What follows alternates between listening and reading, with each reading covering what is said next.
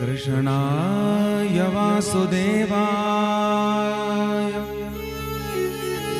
हरये परमात्मने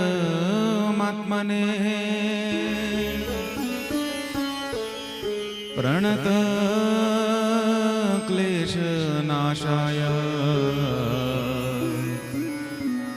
गोविन्दाय नमो नमः।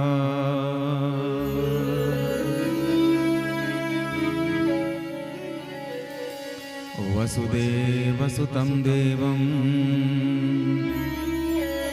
कंसचाणूरमर्दनं देवकी परमानन्दं कृष्णं वन्दे जगद्गुरुं।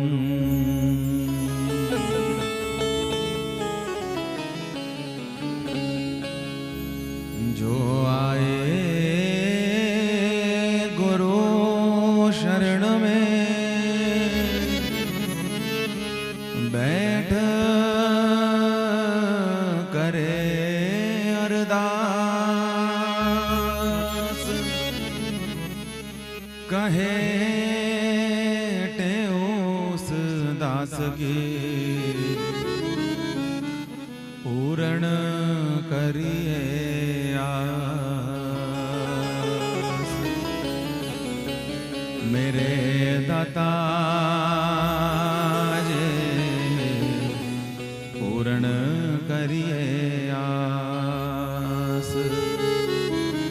मेरे सद्गुरु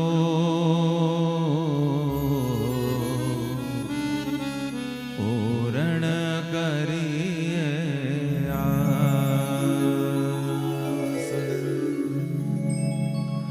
बोलिए सद्गुरुदेव भगवान की जय हो। माता पिता के चरणों की जय हो।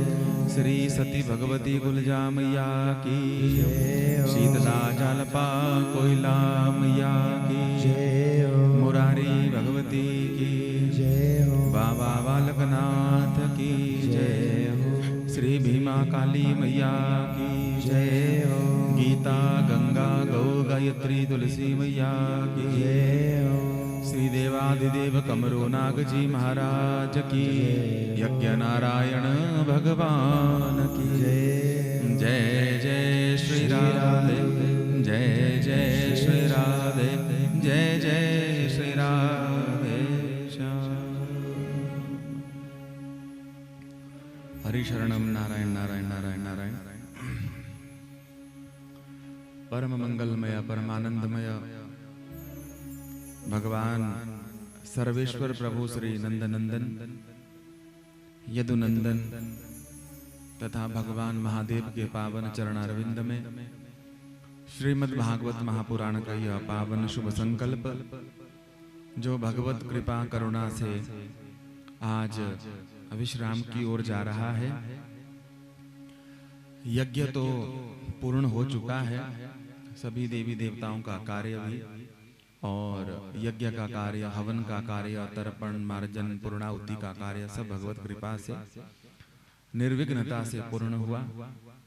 और कथा का एक सत्र विश्राम सत्र शेष बचा है, उसमें हम सब प्रवेश पा रहे हैं। क्योंकि यज्ञ पूर्ण हो जाता है, भगवान की कथा तो अनंत है और भगवान के श्रीमुख से यह कथा प्रारंभ हुई थी और ऋषि परंपरा के अनुसार, आचार्य परंपरा के अनुसार आज भी हम आप सबको यह प्राप्त हो रही है।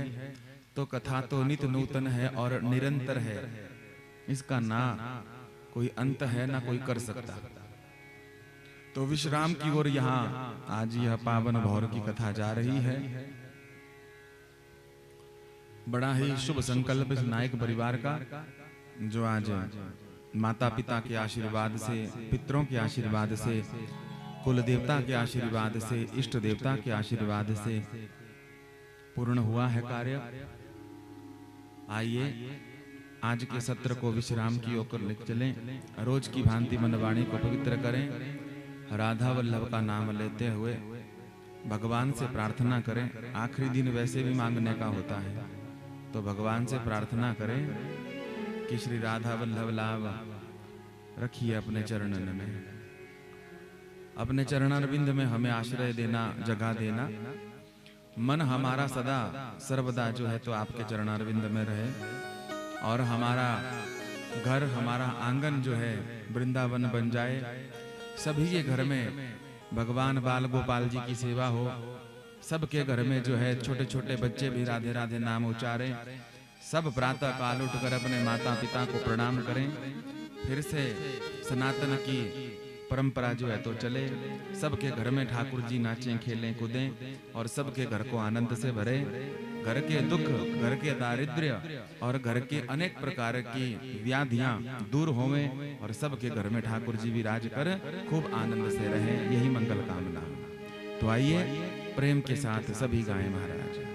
उपस्थित सभी महानुभावों को, जो रोज आते हैं वो भी, जो बीच में आए वो भी, और जो आज ही आए हैं उनको भी व्यासपीठ की ओर से और दास की ओर से जय श्री राधे, जय श्री कृष्ण।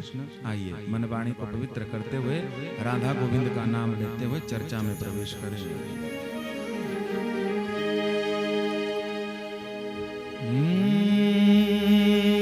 वृंदावन बिहारी लाल की जय हो, भागवत भगवान की जय हो। श्री राधा वल्लभ लाल गोपाल मन रखियो अपने चरणन में। श्री राधा वल्लभ लाल गोपाल मन रखियो अपने चरणन में। ओ श्री राधा वल्लभ लाल गोपाल मन रखियो अपने चरणन में। श्री राधा वल्लभ लाल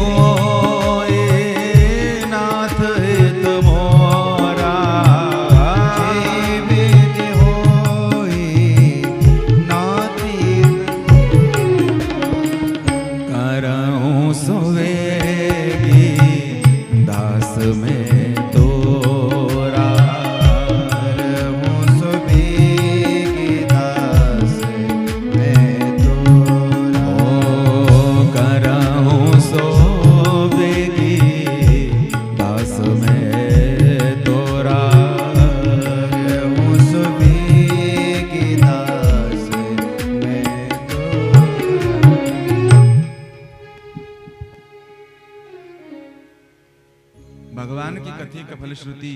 बोले मांगे भी तो क्या मांगे? बोले जे ही विधि होई नाथ हित मोरा, करहूं सो वेगी दास मैं तोरा। प्रभु जी जो मैं चाहता हूं वो नहीं, जो मेरे लिए ठीक हो आप वो मेरे लिए करना। इसी में मेरा भला है, इसी में मेरा कल्याण है। क्यों? क्योंकि मुझे प्रभु मांगना भी कहाँ आता है। मैं सारी उम्र आपसे मांगता रहता हूं, पर कभी आपको नहीं मांगा मैंने। और बात भी सही है, जिस दिन प्रभु को मांग लिया उस दिन फिर मांगना कहाँ से। जब सेठ जी को अपना बना लिया तो सेठ जी के पास जो है वो सब अपना ही तो हो जाएगा। भगवान को तो भगवान से तो मांग रहे हैं, भगवती से तो मांग रहे हैं, भगवान भोलेनाथ से तो मांग रहे हैं, पर भगवान से भगवान को ही मांगना ये सबसे बड़ा कार्य है। एक कथा में अगर हमें मांगना भी आ गया तो वो भी बहुत बड़ी कृपा हो जाएगी प्रभु। नहीं तो बचपन से लेके अवस्था के हिसाब से 10 वर्ष के होते हैं तो बच्चा खिलौना मांगता है, 20 का वर्ष का होता है तो खिलौने जैसी वस्तुओं को वस्त्र आभूषण मांगता है, थोड़ा और बड़ा हो जाता है तो नौकरी इत्यादि मांगता है, थोड़ा और बड़ा हो जाता है तो फिर मानता है कि घर बार बढ़िया हो जाए, फिर और बड़ा होता है बीमारियां लग जाती हैं तो कहता है शरीर ठीक हो जाए, उससे बड़ा हो जाता है तो फिर अपने बच्चों के लिए दुआ मांगने लग जाता है। उम्र हो गई मांगते मांगते महाराज। मरते समय भी यही मांगता है कि जाते जाते मेरा परिवार सुखी रहे, मरते मरते भी यही मांगता है कि जब जाऊं तो मुझे नरक ना भोगना पड़े, मैं भगवान के धाम को जाऊं। तो जब मांगना ही है तो क्यों ना ऐसा मांगा जाए कि दूसरी बार मांगना ही शेष ना रहे। एक छोटा सा बालक अपनी मां के साथ स्कूल से घर आ रहा था। घर आते आते रास्ते में दुकान थी, चॉकलेट दिखी, टॉफी दिखी। माँ ने उसका झोला भी उठाया था, पानी की बोतल भी उठाई थी। बालक का हाथ पकड़ा था, जा रहा था। जब टॉफी दिखी, चॉकलेट दिखी तो मैया से कहा कि मुझे चॉकलेट दिला दे, मुझे टॉफी दिला दे। मैया ने ध्यान किया, ओहो आज तो हम पैसे ही नहीं लाए भैया। तो बालक से कहा बेटा आज मैं पैसा नहीं लाई हूँ, तो ऐसा करना कल ले लेना या तो शाम को ले लेना। पर बच्चा कहाँ मानने वाला, सो लेट गया रास्ते में महाराज। कपड़े वपड़े खराब हो गए, मैया हाथ से पकड़े पर घसीट जाए पर महाराज चले नहीं। दुकानदार की नजर पड़ गई। दुकानदार ने कहा बहन कोई बात नहीं, इधर ले आओ। क्या हो गया इसे, तबीयत तो ठीक है? बोले तबीयत तो ठीक है, लेकिन कहता है टॉफी चाहिए, चॉकलेट चाहिए, आज मैं पैसे नहीं लाई। दुकानदार ने कहा कोई बात नहीं। चॉकलेट का डब्बा खोला, टॉफी का डब्बा खोला, दोनों डब्बे आगे धर दिया। ले बेटा जो लेना है वो ले अपनी मर्जी से। बेटे ने हाथ पीछे कर दिया। मैया ने कहा लेता क्यों नहीं है? दुकानदार भैया दे रहे हैं तुझे लेना, चॉकलेट भी दी, टॉफी भी दी, डब्बे खोल के रख दिया, ले। तब भी कुछ नहीं, हाथ पीछे, चुप हो गया, सिर नीचे कर दिया। मैया ने कहा दुकानदार भैया हमें लगता है इसको कुछ लेना ही नहीं है, चलो इसको ले जाती हूँ। हाथ पकड़ कर ले जाने लगे। जैसे ही हाथ पकड़ कर ले जाने लगे तो बेटा जाए नहीं, वहां पर डटा रहा, पैर जमा लिए वहां पर। मैया ने कहा लेता भी नहीं है, चलता भी नहीं है, हुआ क्या है तुझे, बोलता क्यों नहीं है मुंह से? मैया ने डांटना प्रारंभ किया। इतनी देर में जो दुकानदार भैया थे, दुकानदार भैया ने कहा बहन रहने दो, डांटो मत, डांटो मत, क्या करो? बोले इसको पीटो मत, डांटो मत, फटकारो मत। दुकानदार ने दया में आकर अपने हाथ से ही टॉफियां देना प्रारंभ कर दी, अपने हाथ से चॉकलेट देना प्रारंभ कर दी। दोनों हाथों में चॉकलेट दे दी। जेब जो है तो आगे वाली भर दी, पीछे वाली भर दी, थोड़ी झोले में धर दी, ऊपर वाली जेब भी भर दी। अब तो लाला खुश होकर घर को गया। माता ले गई उसे, घर में पहुंचा। मैया ने वस्त्र बदलाती बार पूछा, बोले क्यों रे दाढ़ी की बात तो पूछ ले तू है? जब तुझे दुकानदार भैया डब्बा खोल के दे रहे थे, चॉकलेट का डब्बा खोल के दे दिया, टॉफी का डब्बा खोल के दे दिया, तो अपने हाथ से क्यों नहीं लिया तूने? खुद ही तो बोल रहे थे वो कि ले ले। बोले मैया अब मैं बड़ा हो गया हूँ, मुझे समझ आ गई है। अब क्या? बोले अगर खुद लेता, डब्बे तो खुले थे, पर अगर खुद लेता तो मेरे हाथ छोटे छोटे हैं, 2 टॉफी आती, 3 आती, 2 चॉकलेट आती और मामला वहीं पर निपट जाता। तो बोले हमने हाथ पीछे किए तो दुकानदार ने आगे वाली जेब भी भर दी, पीछे वाली भी भर दी, ऊपर वाली भी भर दी, हाथ भी भर दिए और थोड़े झोले में भी धर दी। अर्थात सार कथा सत्संग क्या है महाराज जी? ये दृष्टांत कुछ लो धीरो। दृष्टांत बिल्कुल सरल है पर बात बहुत सार है। क्या दुकानदार ही हमारे प्रभु हैं और हम छोटे बच्चे हैं महाराज जी। हाँ? अगर हम अपनी इच्छा से मांगने लग जाएंगे कि ये व्रत करूं तो ये मिल जाए, ये उपवास करूं तो ये मिल जाए, तो हमें वही, हमारे मांग ही कितनी है, हमारे हाथ ही बड़े छोटे हैं, सोच ही छोटी है, हम क्या मांग पाएंगे ज्यादा से ज्यादा। लेकिन जब हाथ पीछे कर लेंगे, अपना कर्म करते रहेंगे, दुकानदार के पास पहुंच जाएंगे। ये माँ ही सदगुरु है, माँ ही पहुंचाती है। और हाथ पीछे करके खड़े हो जाएंगे, छोटे बन जाएंगे, तो भगवान हमारी सब जेबों को भर देगा।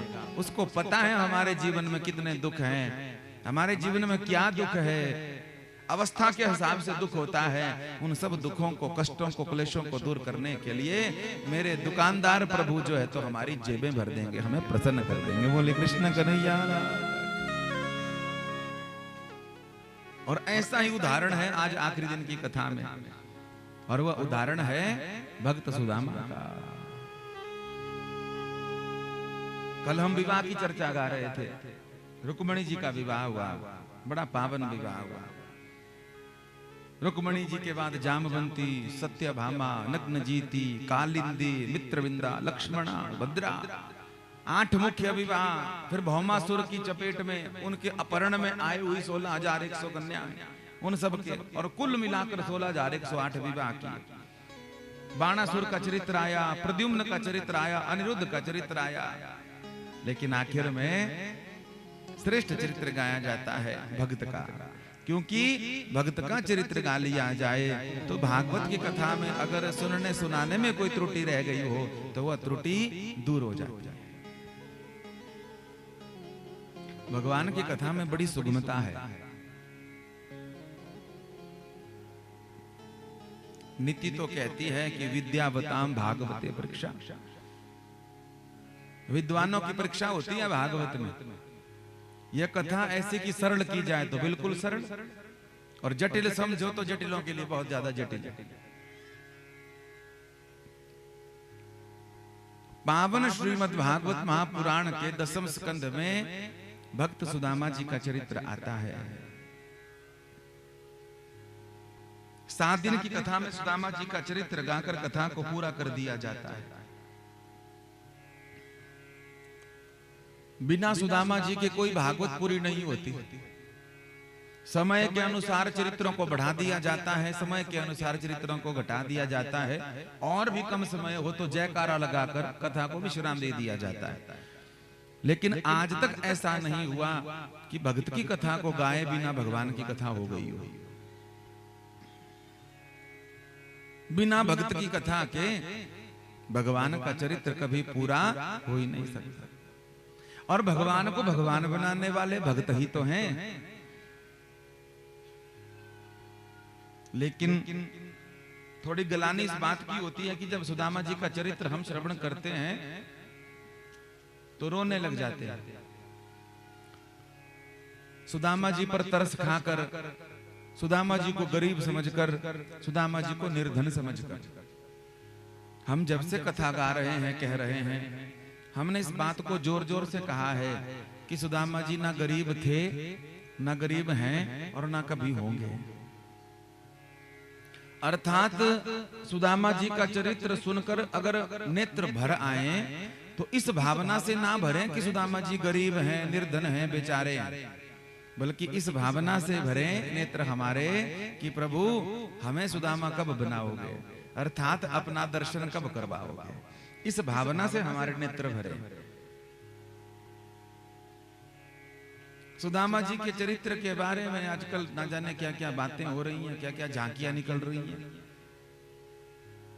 कांपते हुए सुदामा जी को लाया जाता है, भजन लगा दिया जाता है, गाने लगा दिए जाते हैं, अरे द्वारपालो कन्हैया से कह दो, और रोना पीटना शुरू हो जाता है। भैया भगवान की कथा मनोरंजन करने वाली कथा है। जिस कथा को सुने बिना भागवत पूरी नहीं होती, हम उन सुदामा का उपहास कर रहे हैं। अब थोड़ा असर तो हुआ है क्योंकि जगह जगह कथा कर रहे हैं, तो बहुत लोगों की धारणा बदली है सुदामा जी के बारे में, और अब सुदामा जी की झांकियां निकलना आधी हो गई, कम हो गई। नहीं तो भले चंगे आदमी के को कपड़े फटे हुए कपड़े पहनाकर और चुटिया बुटिया छोड़ के हाथ में लाठी देके यूं कांपता कांपती झांकी आ जाती थी और सब रोने लग जाते थे। हाथ में कटोरा देकर भिखारी बना दिया सुदामा जी को। हम भी सुदामा जी की कथा में आते हैं तो माताओं को कईयों को रहता हो चावल की पोटली ले आते हैं, लाते हैं ना, फिर उनसे पूछो कि आप क्यों लाए हो? बोले सुदामा जी को हम भिक्षा देंगे। अरे आपकी भिक्षा लेंगे सुदामा जी? जिन्होंने भगवान से कुछ नहीं लिया वो आपके चावल लेंगे? वह जो चावल लाए जाते हैं वो सुदामा जी के लिए नहीं लाए जाते महाराज। वो किसके लिए हैं? बोले महाराज जैसे सुदामा जी ने अपने अभावग्रस्त जीवन में भी भगवान को भोग लगा दिया था तंडुल का, ऐसे सुदामा जी के चरित्र के माध्यम से क्या पता हमारे घर की जो रसोई है वो शुद्ध हो जाए, हमारे घर की अन्नपूर्णा पवित्र हो जाए, और वह जो अन्न हम लेके जा रहे हैं पोटली रूप में, क्या पता सुदामा जी की सिफारिश कराकर हमारे चावलों का भोग भी भगवान लगा दें। और जब भगवान ने भोग लगाया हमारी रसोई हमारी अन्नपूर्णा सिद्ध हो जाएगी, और घर की रसोई सुधर गई तो हमारा जीवन सुधर जाएगा, हमारी दृष्टि सुधर जाएगी। सुदामा जी को भिखारी मत समझिए महाराज। सुदामा जी ने कभी कुछ नहीं मांगा।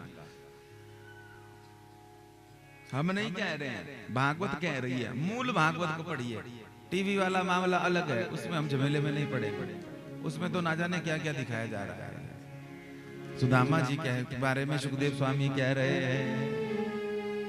हम प्रवेश करें सुदामा जी के चरित्र में उससे पूर्व आपसे सबसे निवेदन, अगर किसी के वस्तुतः तो आप सबने चरित्र सुना भी है जो हमें सुनते हैं, लेकिन कोई अगर पहली बार सुदामा जी का चरित्र यहाँ पर श्रवण कर रहा है दास के मुख से, तो आपसे निवेदन करूं ये बात खोपड़ी से निकाल दो कि सुदामा जी गरीब है। भगवान भी जिनके चरण को धोकर चरणामृत पीते हो वो कहां गरीब हो सकते हैं महाराज। और हम नहीं कह रहे हैं, हमारी बात मत मानिएगा आप। किसकी बात? ग्रंथ की बात। सनातन के आधार ये ग्रंथ है, ये शास्त्र है। सुखदेव स्वामी कह रहे हैं सुदामा जी के बारे में, कृष्ण स्यासीद सखा कच्चिद ब्राह्मणो ब्रह्मवित्तमः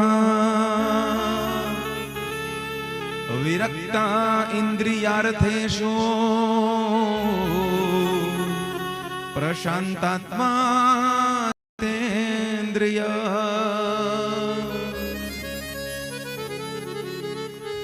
अनुष्टुप छंद में सुदामा जी का परिचय दिया। उसमें सबसे पहले लिखा कृष्ण सयासीद सखा कश्चिद। सबसे पहले तो भगवान श्री कृष्ण के वो मित्र हैं, सखा हैं। सबको सखा नहीं कहा है, एक उद्धव जी को कहा है और यहाँ सुदामा जी को कह रहे हैं। सखा का मतलब जो है मित्र, और मित्रता हमेशा बराबर में होती है। जहां पर धन का उतार चढ़ाव हो, स्वार्थ जहां पर हो वहां पर मित्रता नहीं होती। जहां पर विचारों की समानता होगी वहीं पर मित्रता होती है। तो यहां पर भगवान और भक्त दोनों बराबर है। दूसरा गुण क्या है सुदामा जी में? ब्राह्मणों ब्रह्म वित्तम। ब्राह्मण के पास क्या वित्त होना चाहिए? भगवान के नाम का वित्त होना चाहिए। वित्त कहते हैं धन को, संग्रह को। कौन सा वित्त होना चाहिए ब्राह्मण के पास? बोले सबसे बड़ा वित्त है उसके पास भगवान के नाम का वित्त होना चाहिए। नाम जाप जितना ज्यादा करेगा, जितना ज्यादा कथा का प्रचार करेगा, जितने भगवान के नाम का प्रचार करेगा, भगवान का उतना आशीर्वाद उसे प्राप्त होगा। और वह किसी के सिर पर हाथ रख देवे और हृदय से अगर आशीर्वाद दे देवे तो उसका कल्याण हो जाता है, उसका मंगल हो जाता है। ऐसे सुदामा जी। तीसरा गुण क्या है? अनुष्टुप छंद में यह श्लोक है। तीसरे चरण में कहा विरक्त इंद्रियार्थेषु। सुदामा जी इंद्रियों से विरक्त हैं। विरक्त है। बहुत वस्तुओं को खाने का मन होता है संसार में, बहुत प्रकार की वस्तुएं बनाई गई हैं संसार में, पर आदमी को अपने आप विवेक से यह विचार करना चाहिए कि वह कौन सी वस्तु को ग्रहण कर सकता है, कौन उस वस्तु उसके लिए उपयोगी है। जिभा के स्वाद के लिए कहीं हम अपने जीवन को नरक ना बना देवे, अपने परिवार को नरक ना बना देवे। इसलिए सुदामा जी विरक्त इंद्रियार्थेषु। और चौथा गुण सुदामा जी का सबसे बढ़िया गुण, वो गुण कौन सा है? बोले प्रशांतात्मा जितेंद्रिय। सुदामा जी प्रशांत है, माने ना शांत है ना अशांत है। जीवन में दुख आए चाहे सुख आए हमेशा प्रसन्न रहते हैं। ये सबसे बड़ा गुण है। प्रत्येक ब्राह्मण में और प्रत्येक सनातनी में, प्रत्येक वैष्णव में और जीव मात्र में यह गुण होना चाहिए। कौन सा गुण? प्रसन्नता का। आज के जीव में सबसे बड़ी समस्या है, एक तो सहन शक्ति खत्म हो गई और दूसरी जीवन से प्रसन्नता चली गई। तरक्की तो हमने खूब कर ली, चांद पर पहुंच गए, मंगल पर पहुंच गए और ग्रहों पर जाने की भी तैयारी हो रही है। लेकिन इतनी ऊंचाई प्राप्त करने के बाद, इतनी तरक्की करने के बाद भी आदमी ने संयम खो दिया अपना, धैर्य नहीं है उसमें। पहले अनपढ़ होते थे पर धैर्य बहुत ज्यादा होता था। आजकल 10-10 भाषाएं सीखी जाती हैं। एक हमारी मातृभाषा जिसमें हम पैदा हुए हैं, पहाड़ी, मंडियाली इत्यादि। एक भाषा हिंदी देवनागरी, एक भाषा इंग्लिश, और कोई फ्रेंच सीख रहा है, कोई चाइनीज सीख रहा है, कोई अरेबियन सीख रहा है, कोई अरेबिक सीख रहा है। भाषाओं का ज्ञान तो हो गया कि 10 प्रकार की भाषाएं आती हैं, पर बोलना कैसे है ये नहीं आया महाराज। तो बोलना सीखना हो तो उसके लिए क्या साधन है? बोले उसी के लिए भगवान की कथा है, उसी के लिए भगवान का नाम है। हम उससे व्यवहार सीखते हैं, सहन शक्ति देख सीखते हैं। स्वर्ग में सब कुछ है महाराज जी, पर स्वर्ग में मृत्यु नहीं है। गीता जी में सब कुछ है, पर गीता जी में झूठ नहीं है। और इस संसार में सब वस्तुएं हैं, पर सुकून नहीं है महाराज, सुकून नहीं, सहन शक्ति नहीं। सुदामा जी में चारों गुण श्रेष्ठ, भगवान के सखा हैं, ब्राह्मण का वित्त नाम धन है उनके पास, इंद्रियों से विरक्त हैं और हमेशा प्रसन्न रहते हैं। सुदामा जी की पत्नी का नाम है सुशीला। जैसा नाम वैसा काम, बड़ी श्रेष्ठ महाराज जी। अभाव है जीवन में, विवाह के समय जो साड़ी मिली थी उसी से गुजारा हो रहा है, लेकिन फिर भी प्रसन्न है। जाही विधि राखे राम, ताही विधि रहिए। आज मन में भाव हुआ कि मेरे छोटे छोटे बच्चे हैं, सुदामा जी जो मधुकरी करके लाते हैं उससे गुजारा, कल को क्या पता बच्चे बड़े हो जाएं तो उनकी भोजन की व्यवस्था ना हो पाए, तो माँ को तो बच्चों की चिंता हमेशा रहती है। इसलिए पोषण का अधिकार, 2 चीजें हैं, एक है पालन, एक है पोषण। पालन पिता का कार्य है और पोषण माता का कार्य है। आज माता जी ने सुदामा जी से अपने परिवार के हित के लिए, अपने परिवार के कल्याण के लिए, अपने बच्चों के हित के लिए सुदामा जी से एक सुंदर बात कही। क्या कहा? बोले स्वामी, आप अपने मित्र, आप अपने सखा द्वारिकाधीश भगवान से मिलने जाइए। हमारे यहाँ पर नियम है, जब ब्राह्मण कोई घर में आवे, संत कोई घर में आवे, अतिथि घर में कोई आवे, छोटा बच्चा कोई घर में आवे, हमारी बिटिया घर में आए जिसका विवाह हो गया है, तो माता पिता इन सबको जातिवार कुछ ना कुछ जरूर देते हैं। बोलो हाँ या ना? बिटिया घर में आ जाए, दोता पोता घर में आ जावे, साधु संत आ जावे, ब्राह्मण आ जावे, छोटा मोटा जो होवे सो देते हैं महाराज। ज्यादा कुछ ना भी बने तो कटोरी चावल की आटे की दे देंगे। और भी अगर अभाव हो जीवन में, नहीं है धन पैसा, कोई बात नहीं, तो पुरानी माताएं ऋतु के हिसाब से आसपास में फल सब्जी जो लगी होती उसको तोड़कर लिफाफे में धरकर दे देते थे, प्रणाम कर देते थे, कुछ ना कुछ देते थे, साग पत्ता जो होवे सो देते थे। ये भावना, ये संस्कृति थी हमारी। लेकिन हमने इस संस्कृति को बिगाड़ दिया। क्यों? क्योंकि भगवान ने हमें खूब दिया, और खूब दिया तो ज्यादा हो गया तो कंजूसी हो गई, और कंजूसी के चक्कर में अब साधु संत अतिथि घर में आते ही नहीं है महाराज। क्यों? क्योंकि दरवाजे के बाहर बोर्ड लगा रहता है, कुत्तों से सावधान। घर में मगरमच्छ पाले जा रहे हैं, घर में चूहे पाले जा रहे हैं, घर में कछुए पाले जा रहे हैं। बोलो हाँ या ना? गौ माता को पालने के लिए धन नहीं है, अब गौ माता के लिए नहीं है। घर में कोई साधु संत फकीर आ जावे उसके लिए नहीं है। क्या पाला है घर में? कछुआ। एक जगह मगरमच्छ पाला है मेरे यजमान के यहाँ पे, एक जगह चूहे पाले हैं सफेद रंग के। सुदामा जी के जीवन में अभाव है।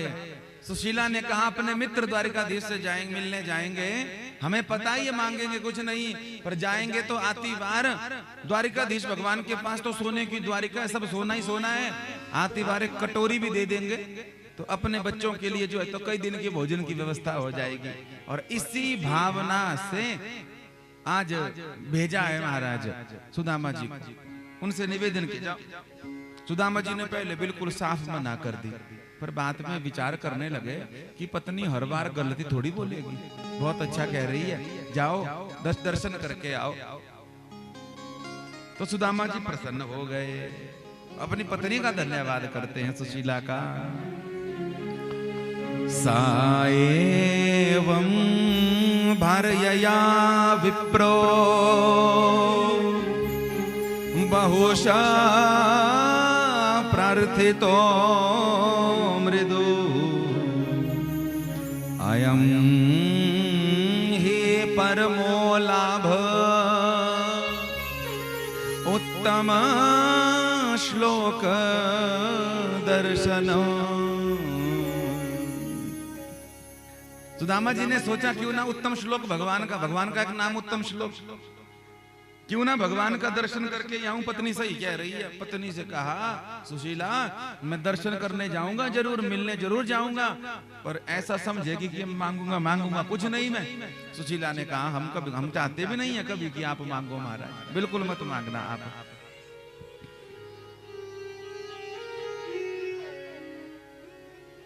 सुदामा जी जाने के लिए तैयार हुए। सुदामा जी ने कहा तू भेज तो रही है मुझे द्वारिकाधीश के पास, पर खाली हाथ थोड़ी जाऊंगा। गुरु जी के घर में, मित्र के घर में, संबंधी के घर में खाली हाथ नहीं जाते। क्या है तेरे पास देने के लिए? महाराज जी भगवान सुशीला की तरह सबको पत्नी प्रदान कर। घर के अंदर कुछ भी नहीं महाराज, 100 सेर आटा भी नहीं है, चावल का कण भी नहीं घर में, सब बर्तन भी ना मात्र के, संग्रह ही नहीं तो बर्तन किस बात की। लेकिन तब सुदामा जी ने जब ऐसा कहा कि भेंट क्या देनी है, उपहार क्या देना है, तो सुशीला ने मुख से ये नहीं कहा कि हमारे पास कुछ नहीं है, चिढ़ी नहीं महाराज। क्या कहा? आप चिंता ना करो स्वामी, मैं व्यवस्था करती हूँ। क्या व्यवस्था करेगी ये? शब्दों को ब्रह्म कहा गया है, शब्दों में बड़ी भरी ताकत है महाराज, बहुत ज्यादा ताकत। सुशीला ने इतना कहा आप चिंता ना करिए स्वामी, मैं व्यवस्था करती हूँ। और ये नहीं कहा कल करूंगी, अभी तुरंत यही रुकिए, बस आप जाने की तैयारी बस करिए। मैं अभी आई, पड़ोस में गई, 4 घरों से चावल ले आई। प्रसिद्ध कथा है। ऐसा नहीं है कि सुशीला को कोई देना नहीं चाहता, सुदामा जी को कोई देना नहीं चाहता। देने के लिए तो दुनिया चाहती है कि हम सुदामा जी को देवें, पर धन्य है सुदामा और सुशीला, ऐसे स्वाभिमानी हैं, लेते नहीं हर किसी से महाराज। ये पक्ष जो बचाया जाता है कि सुदामा जी को कोई देता नहीं है, चावल मांगने गई तो भी धक्का दिया, ऐसा कुछ नहीं माना है। ये बिल्कुल साधारण पक्ष है। आप विवेक से जो है तो उस कथा को श्रवण करिए, फिर विचार करिए। सुदामा जी को दुनिया देना चाहती है, पर सुदामा जी लेना नहीं चाहते। सुशीला गई 4 जगह से 4 मुट्ठी चावल लाई, अलग घर से, और लाने के बाद बांधने लगी तो बांधने के लिए कपड़ा नहीं था, पल्लू को फाड़ने लगी तो साड़ी के धागे भी कच्चे हो चुके थे। बांधने लगी, गांठ देवे महाराज तो चावल गिर जावे, जैसे तैसे एक कपड़े के ऊपर दूसरा रखकर बांधा और 1 मुट्ठी गिर गई, 3 बच गई। उन्हीं को बांधकर उत्साह के साथ सजल नेत्र, भरे हुए नेत्र, और उनको लेकर सुदामा जी के पास पहुंची। अलग अलग जगह से चावल लाए गए। क्यों लाए अलग जगह से? क्योंकि जब भगवान श्री कृष्ण पोटली को खोलेंगे, उपहार को खोलेंगे, तो 4 जगह के चावल एक बराबर तो होंगे नहीं। किसी के घर में मोटा चावल, किसी के घर में छोटा चावल, किसी के घर में पीला चावल, किसी के घर में लंबा चावल। जिसकी जैसी कमाई होती है उसके चावल उतना, जैसे जैसे कमाई बढ़ती है वैसे वैसे चावल लंबा होता जाता है। बोलो हाँ या ना? चावल लंबा होता जाएगा। 100 रुपए कमाने वाले का चावल छोटा होता है, 500 रुपए कमाने वाले का चावल थोड़ा लंबा हो जाता है, और 2000 वाले का तो फिर और ही लंबा हो जाता है। पर एक बात देखिए हमने महाराज, पता नहीं आपको रुचे पचे या नहीं, पर हमने आज तक जितने घूमे, 22 वर्ष हो गए घर से निकले हुए, चुटिया को गांठ दिए हुए, तो इतनी साल में हमने यही देखा कि जो 100 रुपए कमाता है उसे बीमारी भी 100 रुपए वाली लगती है। जो 1000 कमाता है उसको बीमारी भी 1000 वाली लगती है। जो लाख रुपया कमाता है उसे बीमारी भी लाखों की लगती है, और जो करोड़ों कमाता है उसको विदेश में ठौर मिलती है, वो अमेरिका में इलाज करवाता है।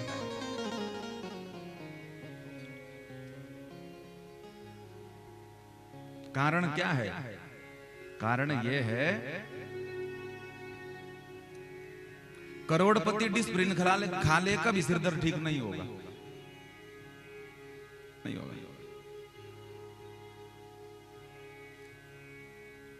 कमाई के हिसाब से बीमारी क्यों बढ़ गई? क्योंकि हमने अपनी कमाई का जो हिस्सा 10वां हिस्सा है, 10% हिस्सा जो है वो परमात्मा को देना था, भगवान के नाम में लगाना था, परमार्थ के कार्य में लगाना था, पुरुषार्थ के कार्य में लगाना था, पर हमने नहीं लगाया। कोई भोजन भंडारा कभी नहीं किया, सारी उम्र खाते रहे। गौ माता के लिए कोई चारा की व्यवस्था नहीं करी कभी। कोई आस पड़ोस में गांव में कोई बिटिया अत्यंत निर्धन है, गरीब है परिवार, उसकी सहायता कभी नहीं की। किसी का पति बीमार है, किसी की पत्नी बीमार है, किसी का बच्चा जो है तो बीमार है, किसी के माता पिता बीमार हैं, आप थे समर्थवान, लेकिन फिर भी आपने नहीं किया।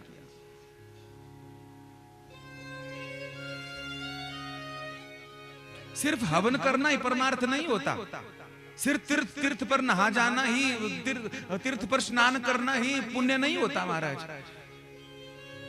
आपके आस पड़ोस में, भैया हमारे सनातन में तो कहा गया तुझ में समर्थता नहीं है तो घर में उठी हुई थोड़ी सी शक्कर, चीनी, खांड, उसको उठाकर तू चिंटी को दे दे, अगर उसका पेट भर जाएगा तो तेरा भोजन भंडारा हो जाएगा। तूने कितना खिलाया इससे मतलब नहीं है, पर तू खिला रहा है, इस भावना को प्रणाम है महाराज, इस भावना को प्रणाम है महाराज जी। इसलिए मैं सबसे कहूं, मैंने एक दिन भी कहा था और सबसे कह रहा हूं इस बात को बार बार, कि हम पहाड़ियों में अभी नई नई अमीरी आई है। हम पहाड़ियों में, सब पहाड़ियों में देख लेना, अपने 50 साल पहले क्या दशा थी, 60-70 साल पहले क्या दशा थी, जूते तक नहीं होते थे पांव में।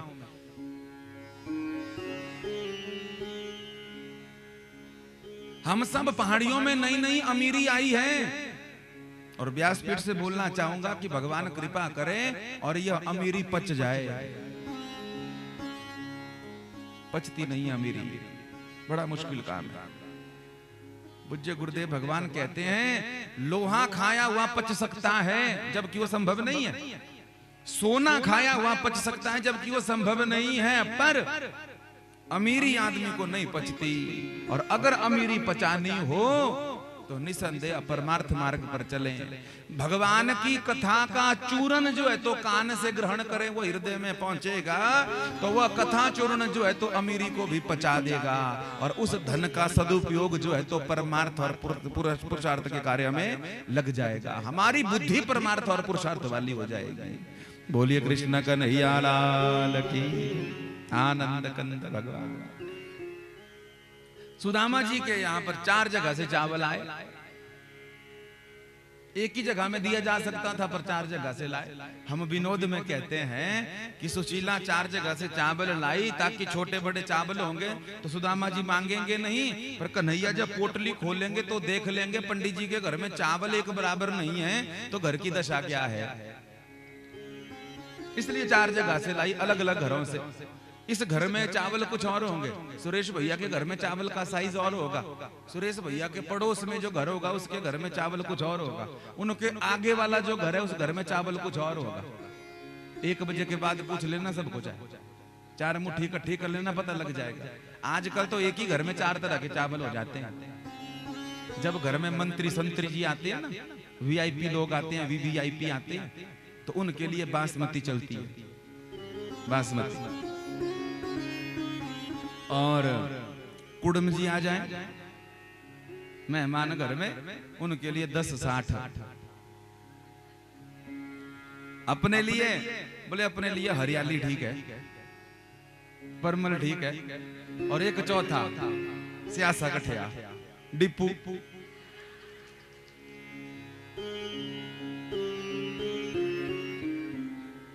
हाँ या ना?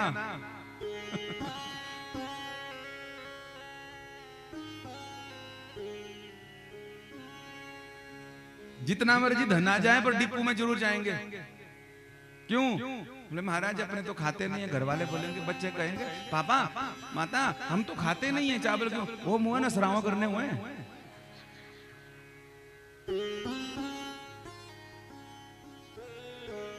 और गलती से कोई बहू पंडित जी के लिए बासमती ले आया लिफाफे में भरकर नसरावा, तो जो मुझे पता नहीं लगता कुछ भी।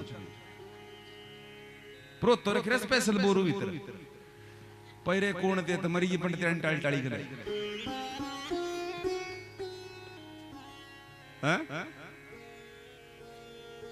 और धन्य है जय राम सरकार, सब नसराव डिपू मिलाए।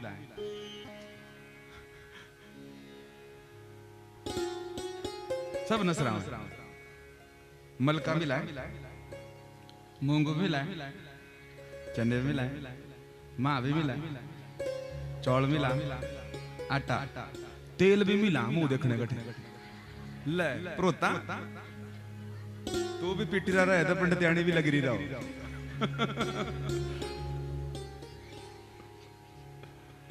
ये मोदी सरकार।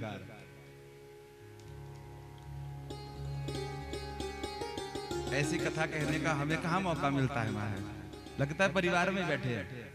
बाहर जब कथा करते हैं तो मर गए हिंदी बोल बोल के, खोपड़िया खराब हो गई। कभी कभी मौका मिलता है मंडियाली में। हा?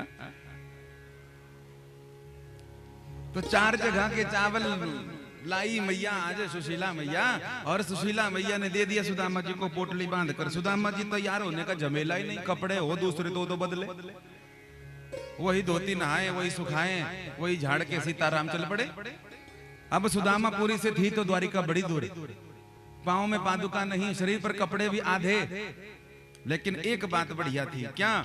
भले शरीर में मांस कम था, हड्डियां दिख रही थी, भले ही पांव में पादुका नहीं थी, बिवाइयां पड़ी हुई थी एड़ियों में, पांव में, भले ही वस्त्र भी पूरे नहीं थे, लेकिन धन्य है सुदामा जी, उनके हृदय में उत्साह सबसे ज्यादा था। उत्साह बहुत। निकल पड़े महाराज, पैदल पैदल यात्रा, एक वृक्ष के नीचे बैठ गए, अर्धनिंद्रित हो गए। और मन में विचार था, माला जपते हुए विचार कर रहे हैं, कब पहुंचूंगा द्वारिकाधीश के पास, कब पहुंचूंगा। और भगवान का संकल्प है, जो मेरी ओर आने की कोशिश करता है वो एक कदम चले, बाकी कार्य मैं सिद्ध करता हूं। जैसे हमारे घर में कोई भागवत आदि कथा हो ना, तो शादी 2 दिन की होती है, भागवत 7 दिन का होता है, सबसे बड़ा यज्ञ। तो जो करवाने वाले यजमान होते हैं, जब तक यज्ञ शुरू नहीं होता तब तक ये कर देंगे, वैसा कर देंगे, ऐसा कर देंगे, वो हो जाएगा, वो हो जाएगा, बहुत चिंता रहती है। पर जिस दिन भगवान जी भागवत जी बैठ जाते हैं, पहले दिन का पता लगता है और आखिरी दिन का, बीच में क्या हुआ पता ही नहीं चलता। 7 दिन सीताराम अपने आप ही पूरे हो जाते हैं। हमने ऐसे ऐसों को देख लिया जिनके ना आगे कोई था ना पीछे कोई था, डरते थे। हमने करना तो है भागवत, पर कौन करेगा? काम करने वाला कोई नहीं, सेवा करने वाला नहीं। और जब उन्होंने संकल्प कर दिया 7 दिन तक खूब आनंद की कथा हुई, तो उस कथा में फिर कहते हैं बोले भगवान ने मौका दिया तो फिर करेंगे।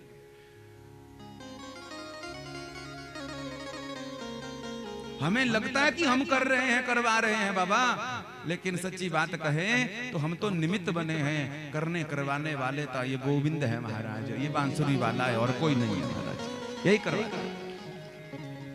आज सुदामा जी अर्ध निंद्रित हो गए वृक्ष के नीचे, मेरे प्रभु ने अपने प्यारे आश्रित गरुड़ जी को भेजा और कहा सुदामा जी को ले आओ, पहुंचा दो नगरी में, द्वारिका में पहुंचा दो, कष्ट ना होवे उन्हें, पता भी ना चले मैंने ऐसा किया है, सोए सोए ले आना। सुदामा जी सोए हुए थे, गरुड़ जी उठाकर ले आए और पहुंचा दिया द्वारिका नगरी में। बोलिए द्वारिकाधीश भगवान की जय। द्वारिका में पहुंचे और मुख्य द्वार पर आसपास लोगों को, नगरवासियों से पूछा कि यहाँ पर द्वारिकाधीश का घर कहाँ है, कन्हैया का। अब कन्हैया का नाम कोई जानता नहीं था, तो बाद में कहा श्री कृष्णचंद्र जी का। बोले महाराज वो तो यहाँ के राजा हैं। अच्छा, तो आप किससे मिलना चाहते हैं? बोले हमारे मित्र हैं, उन्हीं से मिलना चाहते हैं। सब सुदामा जी को प्रणाम कर रहे हैं नगर में। मुख्य द्वार पर भी गए तो मुख्य द्वार पर भी सुदामा जी को धक्का नहीं दिया। फिर से कह दूं जोर से, क्या सुदामा जी ध्यान से सुनना, सुदामा जी को द्वारपालों ने धक्का नहीं दिया, डंडा नहीं मारा, बेइज्जती नहीं करी, फजीयत नहीं करी। तो क्या किया उन द्वारपालों ने? उन द्वारपालों ने सुदामा जी को प्रणाम किया है। टीवी पे क्या दिखाया जा रहा है, इससे हमें कोई साहूकार नहीं, पर जो वास्तविकता है महाराज, सुदामा जी को द्वारपालों ने प्रणाम किया। भगवान श्री कृष्ण साक्षात नारायण हैं, अपने भक्तों के लिए प्राण तक न्यौछावर कर देते हैं। हम भक्त पराधीन तक कहा जाता है, नियम तक बदल देता है, विधि के विधान को बदल देते हैं हमारे गोविंद। तो ऐसे भगवान के द्वारपाल क्या कोई नास्तिक होंगे, कोई दुष्ट होंगे? साक्षात जय और विजय के रूप में द्वारपाल थे, दोनों ने प्रणाम किया। और सुदामा जी को अगर कोई उला ना देता भी तो सुदामा जी को भगवान से मतलब है, औरों से थोड़ी मतलब है। हमारा यार है गिरधर, हमें औरों से क्या लेना। जिसने प्रभु के साथ संबंध बना लिया हो, भाई का संबंध, गुरु का संबंध, माता का संबंध, पिता का संबंध, जो भी संबंध प्रभु के साथ जोड़ लिया हो अगर, तो फिर उसे संसार की चिंता थोड़ी रहेगी। जिसका संबंध ही जगदीश से हो गया, उसे क्या चिंता रहेगी जगत की महाराज। फिर तो भगवान को उसकी चिंता होती है। भगवान क्या कहते हैं? गांठन में पैसा नहीं और मांगत में सकुचाए, ताके पीछे हरि फिरे कहीं भूखा ना रह जाए। प्रभु कहते हैं गांठन में पैसा नहीं, अपने पास कुछ नहीं, गांठन में पैसा नहीं, मांगत में सकुचाए, ताके पीछे हरि फिरे। क्यों भगते हैं भगवान उसके पीछे? बोले कहीं भूखा ना रह जाए, भूखा ना रह जाए, भूखा ना रह जाए। और भगवान आश्रित है, जो मेरा भक्त है, जो पूर्ण रूप से मुझ पर समर्पित है, ऐसा एक भी भक्त जब तक भूखा रह जाता है तब तक मैं भोग नहीं लगाता। इसलिए भगवान उनकी व्यवस्था करते हैं। हमारा यार है गिरधर, हमें औरों से क्या लेना। इसलिए भगवान को भगवान ना समझें, भगवान को अपना समझें। भगवान को भगवान समझना यह साधारण दृष्टि है। भगवान की कथा अंदर जाए और ऐसी कृपा करें। क्या कृपा?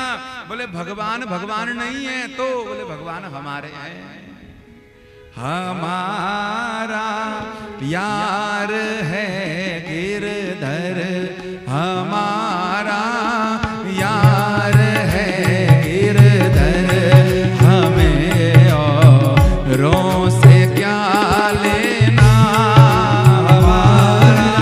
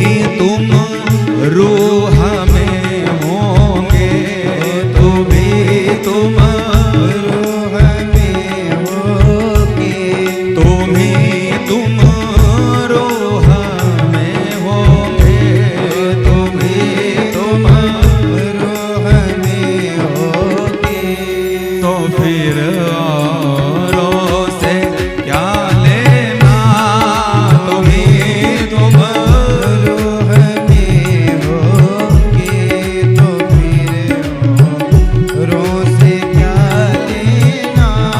भरोसा बेपना तुम पे, भरोसा बेपना तुम पे, ओ भरोसा बेपना तुम पे, भरोसा बेपना तुम पे। ओ हमें औरों से क्या लेना, भरोसा बेपना तुम पे, हमें गैरों से क्या तो गाइए एक बार हमारे साथ, हमारा यार है गिरधर, हमारा यार है गिरधर, हमें औरों से क्या लेना, हमारा यार है गिरधर, हमें गैरों से क्या लेना। हमारा यार है गिरधर, हमें औरों से क्या लेना, हमारा यार है गिरधर, हमें औरों से क्या लेना।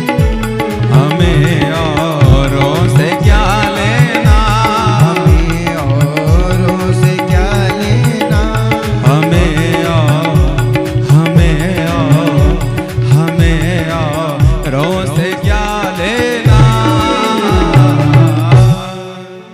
कृष्ण कन्हैया लाल की जय। गांठन में पैसा नहीं और मांगत में सकुचाए, काके पीछे हरी फिरे कहीं भूखा ना रह जाए, मेरा प्यारा भूखा ना रह जाए। भक्तवत्सल भगवान की। तो सुदामा जी मुख्य द्वार पर पहुंचे और डांटा पीटा नहीं उन्हें मारा। द्वारपालों ने उन्हें प्रणाम किया।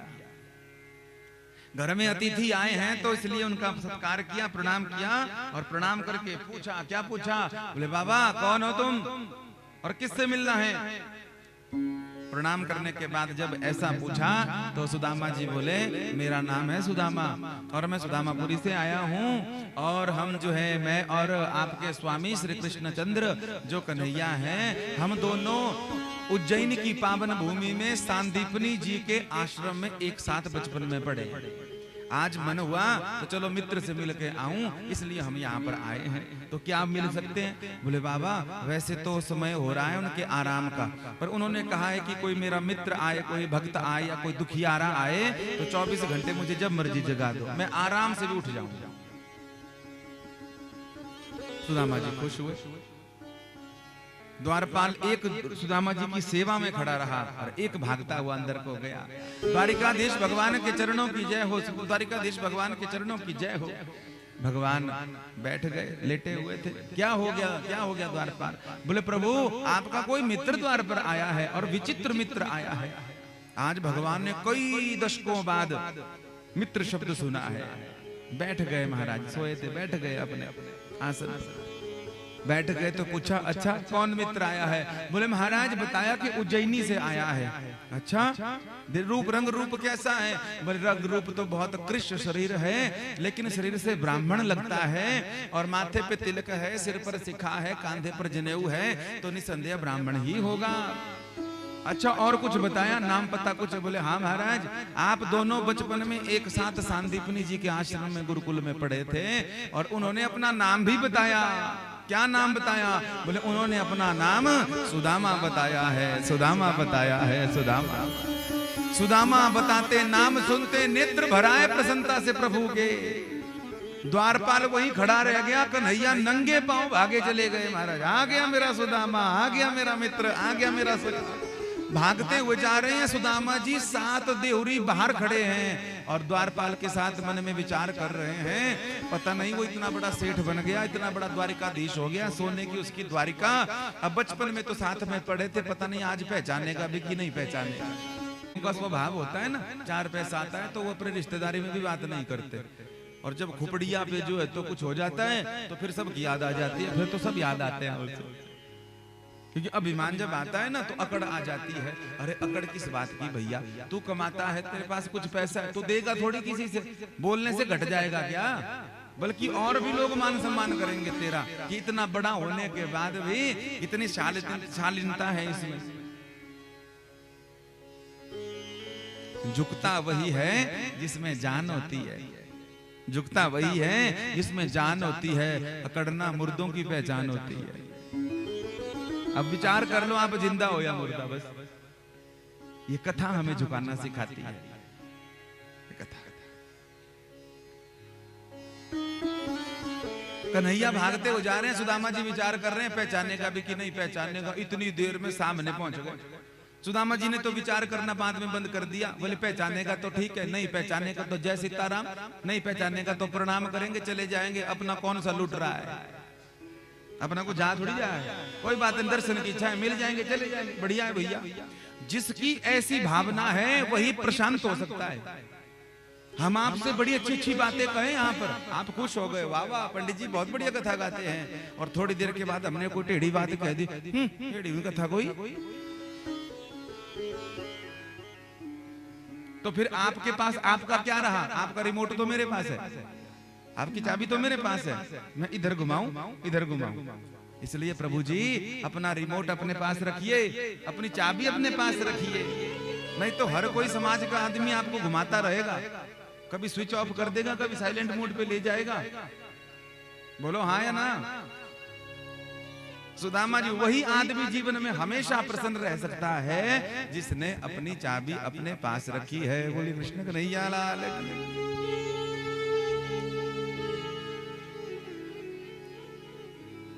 सुदामा जी विचार कर रहे थे पहचाने का नहीं चले जाएंगे वापिस, कोई फर्क नहीं पड़ा। विचार करते करते देहरी पर खड़े थे, इतनी देर में कन्हैया भागते हुए आए और नेत्रों से आशीर्वाद करते करते प्रसन्न मुद्रा से आए, भागते भागते पहुंच गए सामने सुदामा जी के। सुदामा जी देहरी बाहर और कन्हैया देहरी के भीतर, कमर पे हाथ रखकर महाराज कन्हैया तुरंत बोल पड़े भगवान कृष्ण। क्या बोले? बोले दाढ़ी के अब अंदर आने के लिए तुझे गाड़ी भेजूं? जब मित्रों में बातचीत होती है तो तू तड़ाकी होती है। जब ऐसी बात चली तो सुदामा जी खुश हो गए, बोले हम तंग आ गए थे, सब प्रणाम ही करते थे, आज पहले जो है तो मित्र वाली भावना आई। और क्या बोले? बोले वाह कन्हैया तू तो बदला ही नहीं रहे। कन्हैया ने भी बात का जवाब दे दिया, बोले मैं भी नहीं बदला, तू भी नहीं बदला। क्या?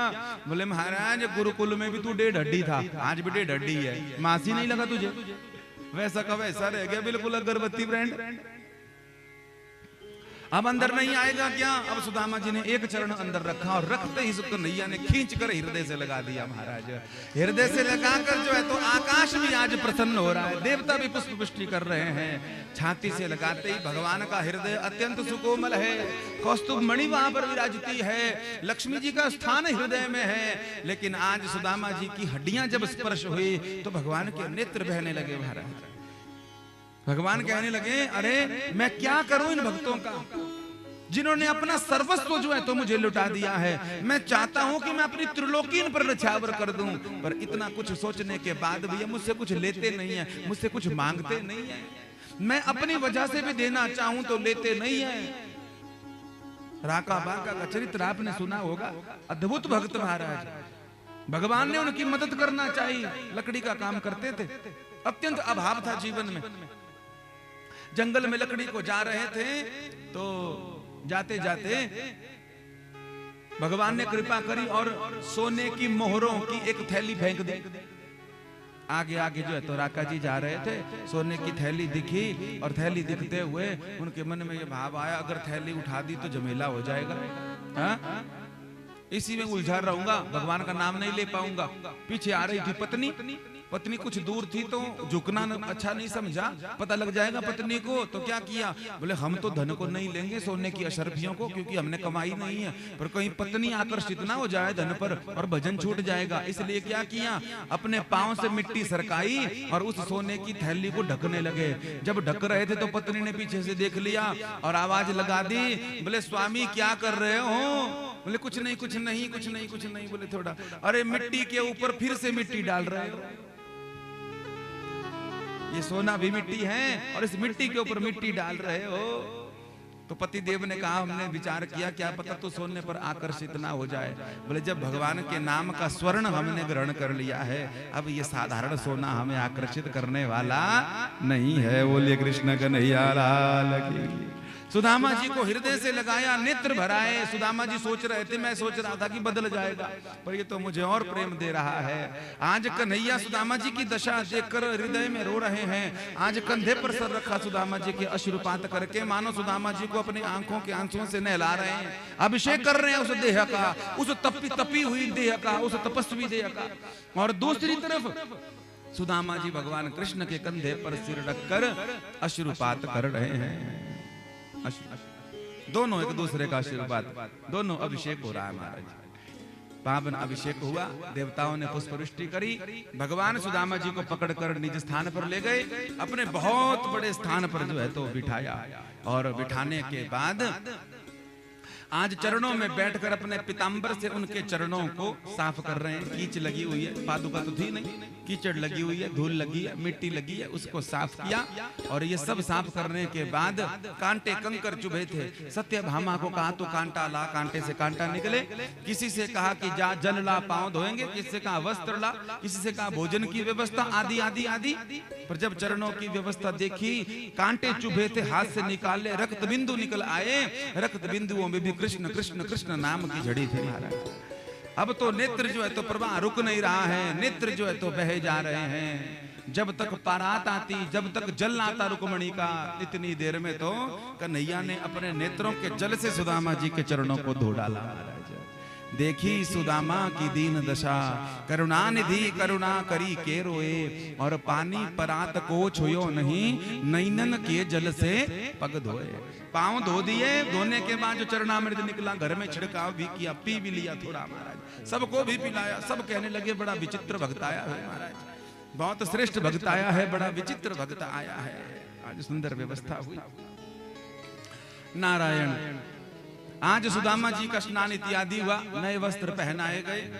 ये सब कार्य पूर्ण होने के बाद भोजन की व्यवस्था हुई। सुदामा जी प्रसाद पाने लगे, नेत्र भर आए। जब नेत्र भर आए तो सुदामा जी सोने की थाली में 56 व्यंजन, कन्हैया खुद पंखा झुला रहे हैं, सब रानियां जो है तो सेवा कर रही थी। आज सुदामा जी को अपने घर के खाली बर्तन दिख रहे, खाली बर्तन दिखे तो नेत्र भर आए। कन्हैया अंतर्यामी सब जानते हैं। पूछा सुदामा जी क्या हो गया?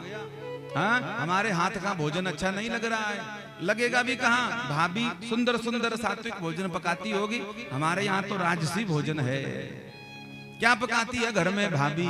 अब सुदामा क्या बोले, क्या पकाती है? अपने दीनता को बताएंगे तो तरस आएगा भगवान को, तो देने लग जाएंगे। इसलिए चाहते हैं कि हमें ऐसा तरस वाला चाहिए ही नहीं। तो मन ही मन बोले कि एक माह में दुई पाख और 2 एकादशी हुए, पर मेरे घर गोपाल जू नित एकादशी हुए। वैष्णव लोग जो हैं कंठीधारी, वह एकादशी के दिन जो है अन्न नहीं पाते, उनके घर में अन्न नहीं पकता। सुदामा जी ने कहा हमारे घर में वैसे तो महीने में 2 बार एकादशी होती है। सुदामा जी ने कह दिया मन ही मन, बोले प्रभु हमारे घर में तो जब से पैदा हो तब से एकादशी चली आई है, घर में पकता ही नहीं है। तो भगवान ने मन ही मन बोला था सुदामा ने, तो भगवान ने मन ही मन जवाब दे दिया कि होनी थी सो है गई, अब ना ऐसी होए। और अब तेरे घर भाभी नित द्वादशी होए, नित द्वादशी होए। अब तेरे घर में द्वादशी ही होगी, अब नहीं होगी एकादशी। प्रसन्न हुए, वस्त्र आदि पहनाए, भोजन प्रसादी हुई, सुलाने के लिए ले गए, चरणों को दबाने लगे। और चरण दबाते दबाते समय बीता कर सुदामा जी पांव को पीछे करते हैं। बोले भैया हमें इतनी आदत नहीं है टंगड़ी वंगड़ी दबाने की, हाँ हमें इतने ऐशो आराम की आदत नहीं है। कन्हैया ने कहा बोले तू सीधा सीधा लेटा रहे, हाँ तू मेरा मेहमान आया, मैं जो मर्जी करूं तेरे साथ। हाँ तो टंगड़ी दबाने लगे, जंगा दबाने लगे। तो तब महाराज आज सुदामा जी से पूछा, कन्हैया ने कि तुझे यहाँ पर भाभी ने भेजा है, तो भाभी ने कोई उपहार नहीं दिया। तब पोटली की याद आई, पोटली को छुपाने लगे तो लाला ने बच्चे की तरह पोटली को छुड़ा लिया। पोटली खोलकर भगवान ने एक मुट्ठी खाई और मानो स्वर्गलोक का दान कर दिया हो, दूसरी मुट्ठी खाई तो पृथ्वी लोक का दान कर दिया हो, तीसरी मुट्ठी पाने लगे थे, द्वारिका देने को तैयार हो गए सोने की, लेकिन रुक्मिणी जी ने हाथ पकड़ लिया। इतनी पत्नियां हैं पीछे, रुक्मिणी जी ने कहा इतनी पत्नियां हैं तुम्हारे पीछे, ब्राह्मण के हाथ का प्रसाद होता है और प्रसाद तो तृप्त होकर गटागट पाए जा रहा है, गटागट पाए जा रहा है। अरे थोड़ा थोड़ा प्रसाद तो पत्नियों को भी दे दे, थोड़ा थोड़ा प्रसाद बच्चों को भी चाहिए प्रभु। तो कहते हैं फिर तीसरी मुट्ठी जो है तो रुक्मिणी को प्रदान करके कहा कि थोड़ी थोड़ी कण कण सबको बांट दो, नहीं तो तीसरी मुट्ठी में सोने की द्वारिका भी दे देते महाराज। इतने भाव में आकर प्रभु ने लीला करा। अब सुदामा जी ने कहा, बोले मेरे बारे तो सब जान गया, पोटली भी तूने मुझसे ले ली, पत्नी ने भेजा, क्या उपहार भेजा, सब पूछ लिया। अब कन्हैया अपने बारे में भी बता दा, क्या बोले तेरी शादी वादी हुई कि नहीं। कन्हैया मुस्कुराए और जंघा दबा रहे थे, हट गए, मुस्कुरा कर कहने लगे, बोले सुदामा तू सो जा, बड़े दूर से आया, थक गया है। क्यों। बोले पत्नी वाली बात छिड़ेगी ना तो मामला बहुत लंबा हो जाएगा, जागरण हो जाएगा। क्यों, एक शादी होती तो थी, कितनी शादियां हैं, बोले 16,108 मात्र। तो सवेरे तक तो माता की चौकी हो जाएगी, जागरण हो जाएगा, इसलिए सो जा, सवेरे मिला भी दूंगा और आशीर्वाद भी ले लूंगा। सुदामा जी सो गए, कुछ बोले नहीं, बोले टेढ़ी टंगड़ी वाला कभी सीधी बात तो करता नहीं है, सोने को कह रहा है तो सो जाओ, बीच में कोई टंगड़ी मत अड़ाओ। सो गए सुदामा जी, ब्रह्म मुहूर्त में जगे, नहाए धोए, सब व्यवस्था हुई और महाराज आज कन्हैया ने अपनी पत्नियों से मिलाना प्रारंभ किया। मिलाया सबने, पहले रुक्मिणी जी आई, बोले विदर्भ देश की राजकुमारी, ऐसे पत्र आया, ऐसे हम रथ में लेके गए, कहानी सुनाते सुनाते आशीर्वाद दिलाया और सुदामा जी भी खुश हो रहे हैं, भाभी आ रही है। अब सुदामा को क्या पता कि 16,108 है, तो चार चार आशीर्वाद दिए, हाथ उठा के, आयुष्मान भव, सौभाग्यवती भव, दीर्घायु भव, सुखी भव, दो दो हाथ से 100 पत्नियां हो गई, 100 पत्नियां निकल गई। अब 100 तक कितनी बार हाथ उठाए ब्राह्मण, तो जब 100 निकल गई तो इशारा किया, बोले कितनी है, बोले विशुरुआत है, तो 4 आशीर्वाद देते थे, फिर 2 हो गए, सौभाग्यवती भव, सुखी भव, पर दोनों हाथ नहीं उठ रहे थे, एक ही उठ रहा था। जब 400 पत्नियां हो गई तो 400 पत्नियों के बाद इशारा किया, बोले कतार लंबी हो रही है, लाइन लंबी हो रही है, कितनी बची, बोले अभी शुरुआत है। तो 4 से 2 आशीर्वाद, 2 से 1 आशीर्वाद हो गया, सुखी भव, सुखी भव। अब हाथ उठ नहीं रहा था तो यूं ही किए जा रहे थे। अब जब 500 से मामला ज्यादा निकल गया, 1000 तक पहुंच गई गाड़ी, पूछा कितनी, इशारा किया तो कन्हैया फिर भी वही बोल रहे हैं, बोले शुरुआत है, अभी शुरुआत है, तो आशीर्वाद दिए जा रहे थे। अब एक आशीर्वाद पूरा नहीं दिया जा रहा है, क्या भव भव भव भव, ऐसा आशीर्वाद हो गया। आखिर में थक गए, 1500 पत्नियों को लगभग आशीर्वाद दे दिया।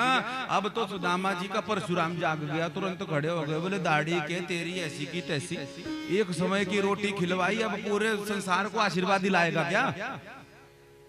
आशीर्वाद देते देते कहीं अपने फोटो पे हार ना लग जावे। तो खड़े हो गए सुदामा जी को, कहने लगे, बोले तू जल्दी इधर आ, ये पंखा वंखा इधर उधर कर, तुरंत मुझे प्रणाम कर, प्रणाम कर मुझे। और कन्हैया ने भी लेट कर दंडवत प्रणाम कर दिया। सुदामा जी ने कन्हैया के सिर पर दोनों हाथ रखे और आशीर्वाद दिया, सुखी भव, दीर्घायु भव, पुत्रवान भव, कल्याण भव। आशीर्वाद दिए तुझे भी और तेरी पत्नियों को भी, ये सब आशीर्वाद। जय सीताराम, कॉपी टू ऑल। तो खुद ही मर जाते महाराज। आज सबको आशीर्वाद दिलाने के बाद सुदामा जी चले, जाती बार सोचा कि कुछ ना कुछ देंगे। हम कथा में विनोद में कहते हैं कि जब पंडित जी घर को आते हैं ना, घर में जन्मदिन पूजा होती है, कथा होती है कुछ भी, तो कुछ जजमान तो ऐसे होते हैं कि जन्मदिन पूजा होने के बाद तुरंत तिलक लगाकर लिफाफा धर देते हैं हाथ में, और कुछ यजमान ऐसे होते हैं जब तक मांगो नहीं तब तक देते नहीं। अब पंडित जी सीधे तो बोल नहीं सकते, तो पंडित जी अब जाने का समय हुआ सुदामा जी का, तो पंडित जी की तरह सुदामा जी भी, पंडित जी क्या करते हैं, यजमान अगर पैसे ना दे, दक्षिणा ना दे, लिफाफा ना धरे, तो क्या करते हैं, खाना पीना चाय सब कुछ हो गया तो सोफे पे हिलकर कहेंगे, अच्छा देवे मियाँ जी, अच्छा देवे नायक जी, मतलब लाओ लिफाफा हम चले। ऐसा ही होता है ना। तो सुदामा जी ने भी यही काम लिया, ठीक है, तो ठीक है कन्हैया। जब ऐसी बात कही तो कन्हैया तो उनसे बड़े कौतुकी, तो प्रभु हमारे कहने लगे, ठीक है सुदामा, अगली बार आना पत्नी को भी लाना, अगली बार आना पत्नी को भी लाना। सुदामा जी ने कहा याद इसको सब किया, देता कुछ नहीं। फिर से कहा अच्छा तो चली पड़ते हैं। तीसरी बार तो कह दिया कि अब निकल ही गए। लेकिन कन्हैया महाराज खुद भी आना, पत्नी को लाना, बच्चों को लाना, ये बोले जा रहा है, देता कुछ नहीं है। सुदामा जी ने कहा जय सीताराम, मांगेंगे नहीं। उठे और निकल गए महाराज। मुख्य द्वार पर पहुंचे तब कन्हैया ने कहा, क्या कहा? बोले रुक जा सुदामा, अरे मित्र एक बात तो रह गई, भूल गया मैं। सुदामा जी ने कहा अब कुछ देगा, अब बात बनेगी, अब इसको याद आ गई, अब देगा। तो सुदामा जी अनजान बन गए, पीछे की ओर देखे, बोले क्या क्या क्या रह गया? हमें तो लगता है हम तो लाए कुछ नहीं थी, तो क्या रह गया होगा?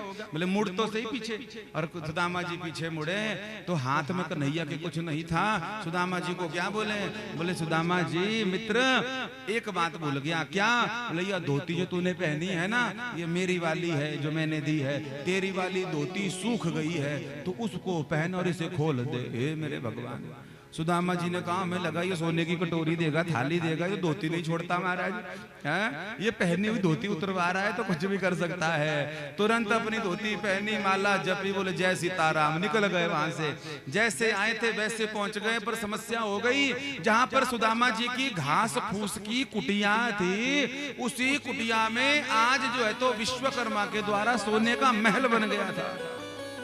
बन गया तो सुदामा जी ने पूछा भैया हमारी कुटिया कहाँ गई? मन में विचार करने लगे, बोले सोने की कटोरी के चक्कर में कुटिया छोड़कर द्वारिका गए थे कि सोने की कटोरी मिलेगी। सोने की कटोरी तो मिले नहीं, कपड़े का टुकड़ा भी नहीं मिला, और अपनी मलकीत कुटिया भी चली गई, किसी ने कब्जा करके सोने का महल बना दिया, अपनी मलकियत भी चली गई। तो सुदामा जी ने सोचा चलो पूछ ही लेता हूँ है कौन अंदर। द्वारपाल खड़े थे। अब द्वारपालों ने देखा नहीं था सुदामा जी को, क्योंकि सुदामा जी के जानने के बाद यह भवन बना था। तो द्वारपालों के पास गए, द्वारपालों ने किया प्रणाम। बोले प्रभु कहाँ जा रहे हो? अरे कहने लगे महाराज ये किसका महल है? बोले ये श्रीमान सुदामा शर्मा जी का है, पंडित जी का। अच्छा। सुदामा जी ने कहा बोले हमारा ही नाम सुदामा। अच्छा तो मिल सकते हैं सुदामा जी से? बोले नहीं मिल सकते। क्यों? बोले वो अपने मित्र से मिलने गए हैं। किससे? बोले द्वारिकाधीश श्री कृष्णचंद्र से। सुदामा जी ने कहा हम ही मिलने भी गए हैं। अच्छा तो घर में कोई है? बोले हाँ है। कौन है? बोले उनकी पत्नी है सुशीला। सुदामा जी ने कहा मेरा ही नाम सुदामा, मैं ही मिलने गया, मेरी पत्नी का नाम सुशीला, ये हो क्या रहा है? तो पूछा चलो मिल ही लेते हैं एक बार जाते जाते, कुटिया तो चली गई है। तो कहा कि क्या मिल सकते हैं? बोले प्रभु बिल्कुल, हम अभी उनको बताते हैं, आप रुकिए। तुरंत अंदर को द्वारपाल गया, सुशीला मैया के चरणों में प्रणाम हो। सुशीला ने कहा क्या हो गया? बोले कोई ब्राह्मण देवता बाहर आए हैं, कोई पंडित जी आए हैं और कहते हैं कि मिलना है। सुशीला मुस्कुराई और बोली बोले कोई पंडित जी नहीं, अपने वाले पंडित जी होंगे। जिस सुशीला के पास एक ही साड़ी होती थी महाराज, आज सुशीला ने बढ़िया महंगे से महंगा लहंगा पहना महाराज, चकाचक बढ़िया रजवाड़ा जो है तो बड़ा वाला घूंघट, और सोने से तो पीली है गई महाराज ऊपर से नीचे। हाथ में सोने की थाली, सोने की आरती, और बढ़िया केसर युक्त उस पे बत्ती धरकर बढ़िया चकाचक महाराज घृत धरकर दो रानियां साथ में लहंगा उठाए वो जा रही है। ऐसे ठाट हो गए सुशीला मैया की भगवत कृपा से। आज मुख्य द्वार पर पहुंची, सुदामा जी खड़े थे वही पुरानी धोती में। तो मैया सुशीला मुंह दिख नहीं रहा है तो पहचाने नहीं। तो आज तिलक धर दिया माथे पे, अक्षर धर दिए, फूल फूल हो गए, सब पूजा पूरी हो गई। सुदामा जी ने सोचा सब ब्राह्मणों की होती है तो मेरी भी हो रही है। आज पूजन होने के बाद आरती होने लगी। आरती होने के बाद थाली दी सखी के पास, फिर किया प्रणाम। प्रणाम करने को झुकी सुशीला तो गहने की छनमन हुई। सुदामा जी ने संकोच होकर हाथ जोड़े, बोले बहन जी रहने दो, ऐसे ही आशीर्वाद है। जब बहन जी बोले, सुदामा जी ने कहा राम राम राम, तो सुशीला ने कहा राम राम, हमें बहन जी कह रहे हो? तो घूंघट पीछे हटाया, बोले हम बहन जी। सुदामा ने कहा बोले तू? हाँ। अरे सुशीला ये कैसे हो गया? बोले ये उसी ने किया जिससे मिलने आप गए थे, जिससे मिलने आप गए थे। मोलिए भगत वत्सल भगवान की, द्वारिकाधीश भगवान की। सुदामा जी ने देहरी तक नहीं लांगी और नेत्र भर गए, धन्यवाद करने लगे। अरे वाह प्रभु, हम चाहते थे कि कपड़े का टुकड़ा दे देते, कटोरी सोने की दे देते, पता नहीं क्या क्या आपके बारे में सोच रहे थे, बहुत बुरा आपके बारे में सोचा, पर आपने इतना कुछ दे दिया, महल दे दिया सोने का बनाकर, सब कृपा आपने कर दी प्रभु। लेकिन मैं कितना बड़ा अभागा, क्या? बोले आपका धन्यवाद भी नहीं कर पाया, आपका धन्यवाद भी नहीं कर पाया प्रभु। आर्त स्वर से जब ऐसी पुकार हुई तो भगवान हृदय की पुकार को सुनते हैं, और सुनते हैं तो सुदामा जी अभी घर के अंदर नहीं गए, उससे पहले भगवान रथ पर बैठ कर आ गए। रथ की आवाज हुई तो सुदामा ने तुरंत देखा कन्हैया को देखकर खुश हो गए, नेत्र भरे थे। आज कन्हैया ने सुदामा को देखा, सुदामा की दशा देखी तो बोले कि वो सुदामा कैसी रही? बोले कन्हैया रही तो बड़ी बढ़िया, और एक बात बता दे हाथ जोड़ के, क्या जब रथ पर बैठकर आना ही था तो मुझे भी लिफ्ट दे देता भाई? खुद तू आ गया रथ पर, मुझे पैदल पैदल भेज दिया। कन्हैया ने सुंदर जवाब दिया महाराज। ये आखिरी बात फिर कथा को विश्राम। कन्हैया ने क्या कहा? कन्हैया ने कहा बोले हम जैसे लोग, राजसी लोग, भोगी लोग, अनेक प्रकार का सच झूठ कपट करते हैं, खूब पाप का बोझ शरीर पर रहता है, भले ही समाज में मान प्रतिष्ठा है, लेकिन हमारा शरीर पापी हो चुका है, हमारी दृष्टि अच्छी नहीं, भावना अच्छी नहीं, कमाई अच्छी नहीं, तो शरीर देह पाप से युक्त हो गया है, राजसी लोग हैं हम, कन्हैया कह रहे हैं। और जब शरीर देह भारी हो गया, पापों से देह भारी हो गया, तो धरती पर जब हम स्पर्श करते हैं तो धरती माँ है, बड़ी दुखी होती है जब हमारा स्पर्श इसे मिलता है। इसलिए हम धरती पर स्पर्श नहीं करते, गाड़ी घोड़ों में घूमते रहते हैं, रथों पे घूमते रहते हैं। पर तुझ जैसे भक्त, तुझ जैसे संत, तुझ जैसे साधु, तुझ जैसे फकीर जो निरंतर भगवान का नाम सुमिरन करते हैं, जो सारे समाज के लिए आदर्श हैं, जो चलते फिरते तीर्थ हैं, जब आपके चरणों का स्पर्श धरती को मिलता है तो ये धरती खिलखिला जाती है, ये धरती प्रसन्न हो जाती है। इसलिए आपको पैदल भेजा। बोले कृष्ण कन्हैया लाल की। अब सब अपने आप से कहो, क्या सुदामा जी बेचारे हैं? बेचारे सुदामा जी नहीं है, बेचारे तो हम हैं। क्या? बोले हमें तो भगवान सपने में भी नजर नहीं आते। हुआ किसी को भगवान कृष्ण का सपना? सपने में भी भूत प्रेत ही आ रहे, कईयों के पीछे भैंसे भगे हुए हैं, कोई पहाड़ों से गिर रहा है, कोई जो है तो डूबे जा रहा है, बचाओ बचाओ सारी रात कर रहा है, डर रहा है। हाँ? भगवान तो छोड़ो, वृंदावन भी नहीं, वृंदावन छोड़ो, बांसुरी भी सपने में नहीं आती, बांसुरी छोड़ो, मोर पंख भी सपने में नहीं आता। 100 साल हो गए सोते सोते, लेकिन एक मोर पंख भी कभी सपने में नहीं आता महाराज। उसमें भी भूत प्रेत ही आते हैं। बोलिए कृष्ण कन्हैया लाल की। तो सुदामा जी बेचारे नहीं, बेचारे हम हैं। सुदामा जी के चरित्र की फलश्रुति ये है, ये नहीं है कि फटी धोती पहनकर हम भागते फिरें, ये नहीं है सुदामा जी का चरित्र। सुदामा जी के चरित्र का भाव बड़ा पवित्र है।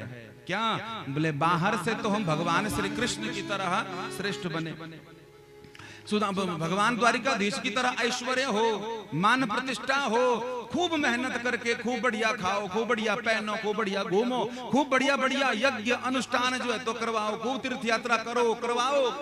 बाहर से तो भगवान कृष्ण की तरह उदारता हो, लेकिन अंतःकरण से, बोले अंतःकरण से इस बात की याद रखें कि जाना भी है, इसलिए अंतःकरण से सुदामा जी की तरह विरक्त हो जाओ महाराज, विरक्त हो जाओ। और विरक्ति में एक बात कहते रहो कि हम भगवान के हैं और भगवान ही हमारे हैं।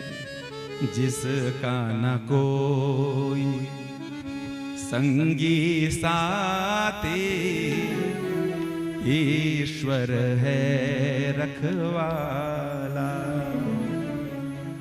जो निर्धन है, जो निर्बल है, वो है प्रभु का प्यारा। अपने आप को अकेला ना समझे महाराज, एक ही काम करते रहे कथा की फलश्रुति। फिर विश्राम कर देंगे 5 मिनट में। क्या करना है? जोत से जोत जगाते चलो। आज से पहले क्या क्या सुना, क्या क्या खाया, क्या क्या पिया, वो विचार दूर का है। लेकिन भागवत नए जीवन को ऊर्जा देता है, माने नया जीवन हम शुरुआत करें। यज्ञ की पूर्णाहुति हो गई है, निर्विघ्न यज्ञ हुआ है, शाम को बारिश तक हो गई। भगवान ने भी प्रमाण दे दिया इस यज्ञ का कि उन्होंने स्वीकार किया है महाराज। लेकिन हमें तो दुगना लाभ हुआ है, दुगना लाभ हुआ, दुगना लाभ। क्या लाभ? बड़ा हर्ष हो रहा है कहते हुए कि जिस यजमान परिवार ने, सुरेश भैया ने, माता शकुंतला ने, मीना भाभी ने इन सब ने कल शाम को जो है तो संकल्प लिया कि अब जो है तो अपने जीवन में सिर्फ और सिर्फ ठाकुर जी की सेवा करेंगे। भैया सुरेश भैया ने कह दिया, जबकि ये बात सार्वजनिक कहने की नहीं है, लेकिन फिर भी कहूं क्योंकि सबको प्रेरणा मिले। सुरेश भैया ने कह दिया, बोले मैंने अपने जीवन में बहुत बुरे बुरे कर्म कर लिए, बहुत कुछ गड़बड़ खा लिया पी लिया, लेकिन शाम को संकल्प ले लिया, बोले सवेरे हम आपको गुरुजी भी बनाएंगे, दीक्षा भी लेंगे, तुलसी धारण करेंगे और मांस मच्छी मदिरा जो है तो उसका त्याग कर देंगे। और यहाँ आने से पहले पूरे परिवार की दीक्षा हुई और दीक्षा ग्रहण करके तुलसी धारण करके भगवान की कथा में पहुंचे। हमारी कथा तो दुगनी सफल हो गई महाराज, दुगनी सफल हो गई। तो जोत जगाते चलो, जोत से जोत जगाते चलो, प्रेम की गंगा बहाते चलो, प्रेम की गंगा बहाते चलो। जोत से जोत जगाते चलो, जोत से जोत जगाते चलो।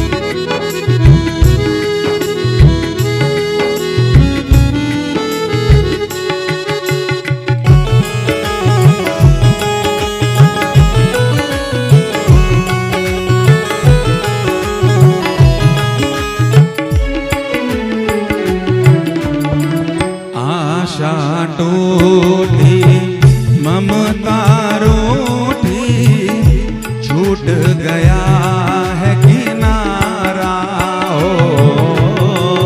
आशा टूटी ममता झूठी टूट गया है किनारा ओ आशा टूटी ममता रूठी छूट गया है किनारा हो। आशा टूटी ममता झूठी टूट गया है किनारा ओ बंद करो ना द्वार दया के, दे दो कुछ तो सहारा। बंद करो ना द्वार दया के, दे दो कुछ तो सहारा। ओ दीप दया के जलाते चलो, दीप दया के जलाते चलो, आहा दीप दया के जलाते चलो। दीप दया के ओ प्रेम की गंगा बहाते चलो। प्रेम की गंगा बहा एक बार सभी गाइए, जोत से जोत जगाते चलो। सी जोत जगाते चलो, हाँ जोत से जोत जगाते चलो। सी जोत जगाते चलो। हाँ प्रेम की गंगा बहाते चलो। की गंगा बहाते चलो। हाँ राह में आए जो दीन दुखी, राह में आए जो दीन दुखी, राह में आए जो दीन दुखी, राह में आए जो दीन दुखी, हाँ सबको गले से लगाते चलो। सबको गले से लगाते चलो। हाँ सबको गले से लगाते चलो। सबको गले से लगाते चलो। हाँ सबको गले से, सबको गले से, सबको गले से लगाते चलो। कृष्ण कन्हैया लाल की जय, वृंदावन बिहारी लाल की जय जय श्री राधे, जय जय श्री जय राधे, जय श्री राधे श्याम।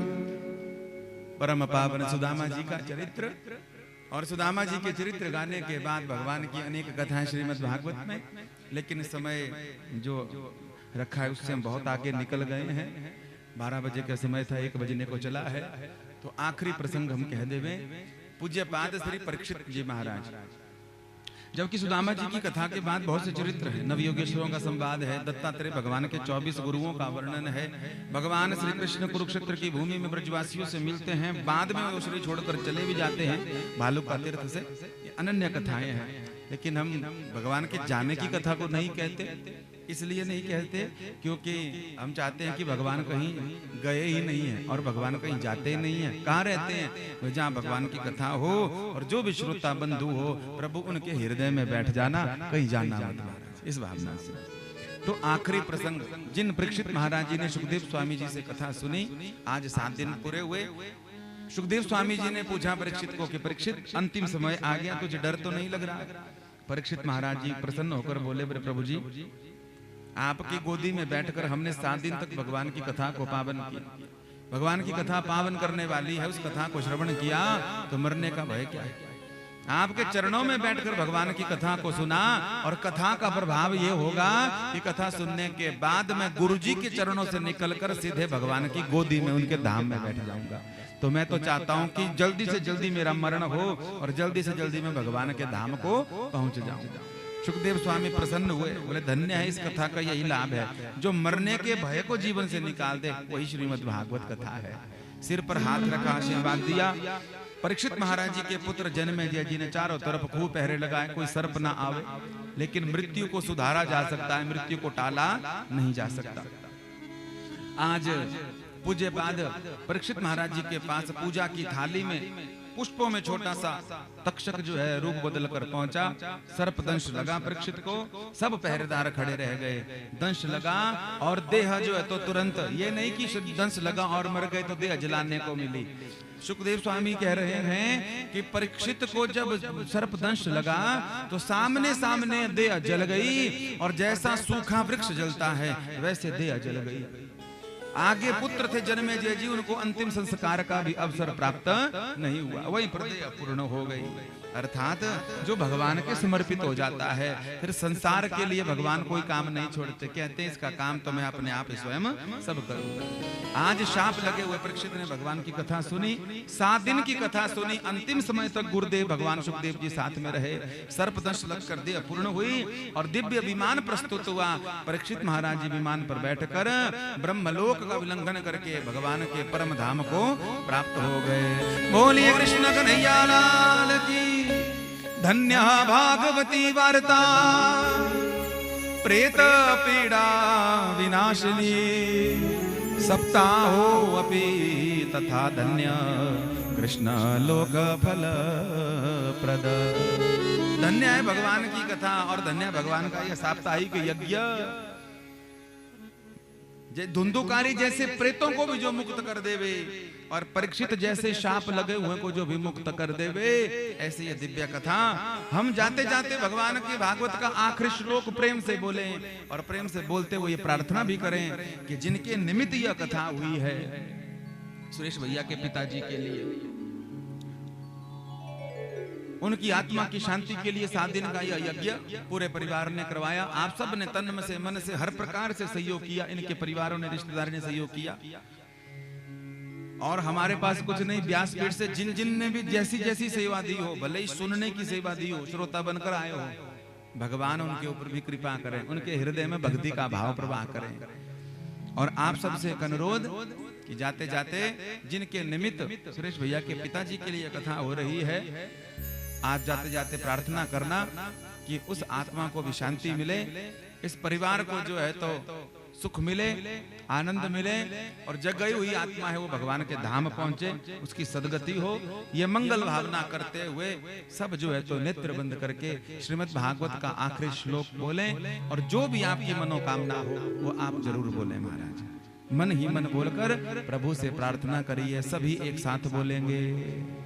नाम संकीर्तनम यस्य, नाम संकीर्तनम यस्य, सर्व पाप प्रणाशनम, सर्व पाप प्रणाशनम, प्रणामो दुःख शमन, प्रणामो दुःख शमनः, तम नमामि हरिं परम, तम नमामि हरिं परम। नाम संकीर्तनम यस्य, नाम संकीर्तनम यस्य, सर्व पाप प्रणाशनम, सर्व पाप प्रणाशनम, प्रणामो दुःख शमनः, प्रणामो दुःख शमनः, तम नमामि हरिं परम, तम नमामि हरिं परम। नाम संकीर्तनम यस्य, नाम संकीर्तनम यस्य, सर्व पाप प्रणाशनम, सर्व पाप प्रणाशनम, प्रणामो दुःख शमनः, प्रणामो दुःख शमनः, तम नमामि हरिं परम, तम नमामि हरिं परम।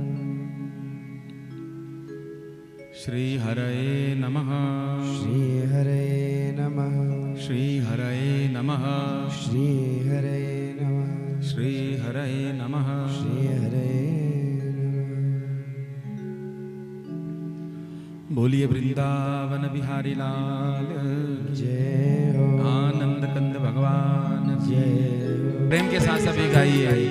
बांके बिहारी प्रभु आरती गाओ, बांके बिहारी प्रभु आरती गाओ, मदन मुरारी प्रभु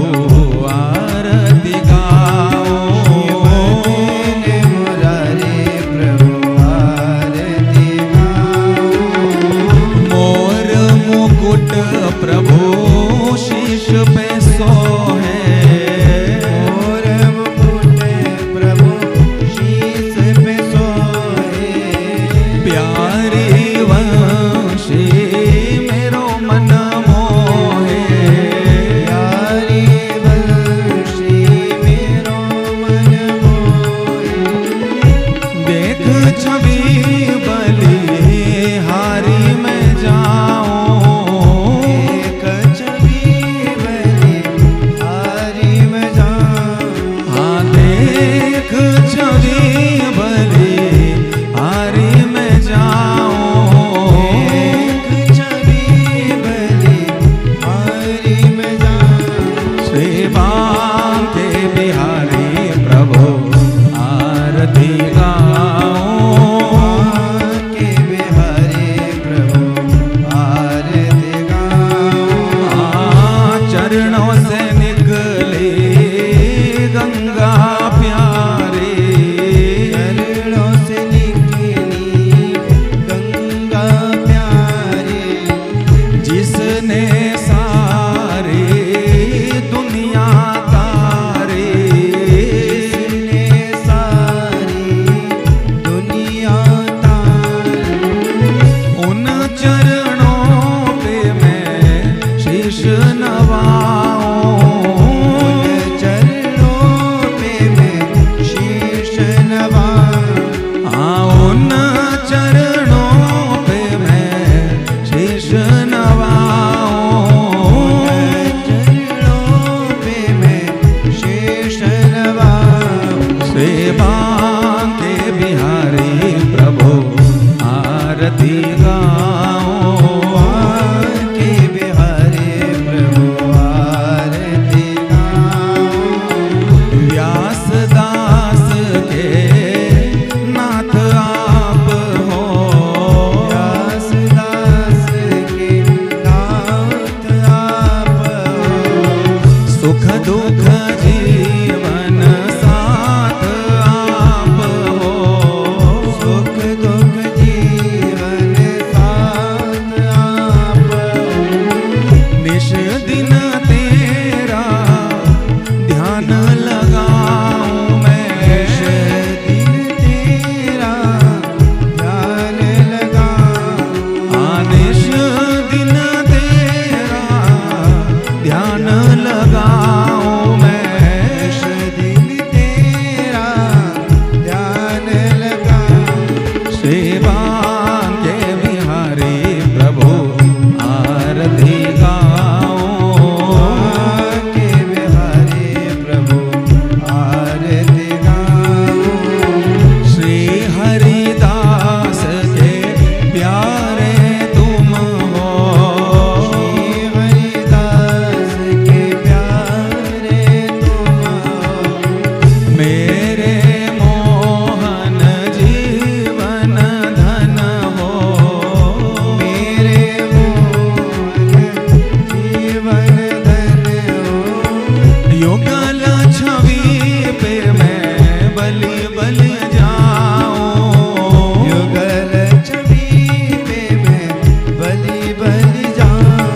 ओ युगल छवि पे मैं बलि बल जाऊं, युगल छवि पे मैं बलि तो सभी बलि गाइए। जाऊं। श्री बांके बिहारी प्रभु आरती गाऊं, के बिहारी प्रभु आरती जाते जाते दरबार तेरा है, ये संसार तेरा है, दरबार तेरा आशीर्वाद दीजिए पूरे परिवार को। दरबार तेरा है, ये संसार तेरा है, दरबार तेरा है, संसार तेरा है। मेरे ठाकुर मेरे सदगुर मेरे दाता कृपा करना, ये परिवार तेरा है। मेरे कृपा करना ये परिवार तेरा है। ओ मेरे सदगुर कृपा करना, ये परिवार तेरा है। कृपा करना ये परिवार तेरा है। हाँ हम तेरे अंश हैं, तेरी संतान है हम,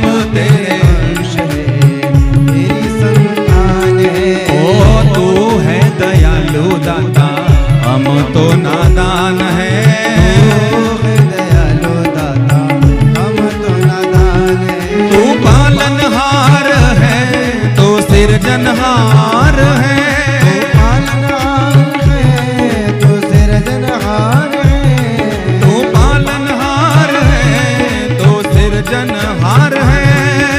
पालनहार है तो सिरजनहार है। ओ मेरे दाता मेरे ठाकुर मेरे सद्गुरु कृपा करना, ये परिवार तेरा है। ठाकुर कृपा करना, ये परिवार तेरा है। ओ मेरे सद्गुरु कृपा करना, ये परिवार तेरा है।